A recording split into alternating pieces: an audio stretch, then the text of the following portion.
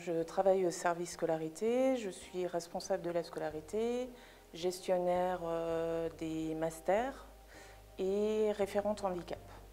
Je suis enseignant-chercheur, maître de conférence et je suis référent handicap. Pour le côté administratif, je fais le lien entre la mission handicap, le service de santé universitaire et l'étudiant pour la mise en place des aménagements qui ont été préconisés.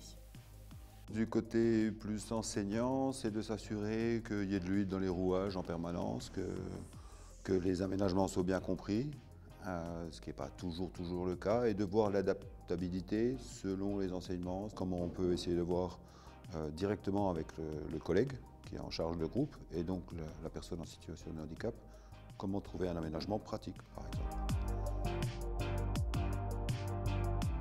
Soit il est déjà reconnu étudiant en situation de handicap, du coup il est déjà vu avec la mission handicap et on parle de ses aménagements à mettre en place, ou il a rencontré un souci lors de ces aménagements et à ce moment-là il vient me voir et on essaye de voir où ça bloque.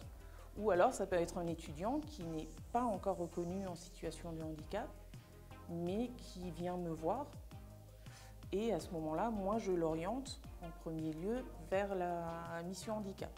Dans les cas éventuellement où je peux percevoir que ça peut être plus compliqué, ça va être de creuser déjà un petit peu plus les problèmes auxquels il pourrait être confronté en réfléchissant aux différents cours, accessibilité, des choses très pratiques, est-ce qu'il devra observer au microscope par exemple, des choses très pratiques. Et si je sens que ça va être vraiment très compliqué, à ce moment-là, on se met directement en boucle avec Carole, avec la mission handicap pour avoir d'emblée une première réunion avec l'ensemble des partenaires, avec bien sûr l'étudiant en question. Avant tout, essayer de le rassurer déjà. C'est vraiment un accompagnement qu'on fera avec lui, que c'est pas pour le stigmatiser ou le mettre à part des autres, mais qu'il puisse réussir au mieux ses études. On a des étudiants qui ne veulent pas l'admettre, même pour eux-mêmes, qui ne veulent pas que les autres le sachent, qui veulent qu'on arrive à communiquer les difficultés aux collègues, aux enseignants, mais en disant le moins possible.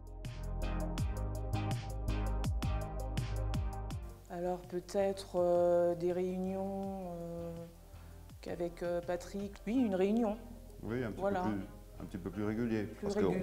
On communique très souvent, mais on pourrait peut-être effectivement une fois par mois, ou tout dépend de la fréquence, ça dépend de la période de l'année, vérifier où on en est de tel ou tel dossier. Parce qu'il y a des choses que Carole fait un peu plus, que moi je fais un peu plus, et on n'est pas forcément toujours au courant.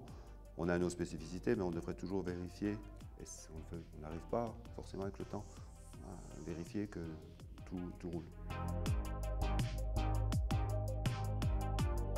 Ah oui, très positif. Il y a une vraie satisfaction à simplement à ressentir l'émotion d'un étudiant quand on s'aperçoit qu'on a pu aider un petit peu et qu'il arrive à un projet professionnel ou qu'il arrive à réaliser que ce n'est pas sa voie ou quelle que soit la solution, mais qu'il y ait quelque chose au bout, qu'il ne soit pas resté bloqué dans son handicap ou dans sa situation.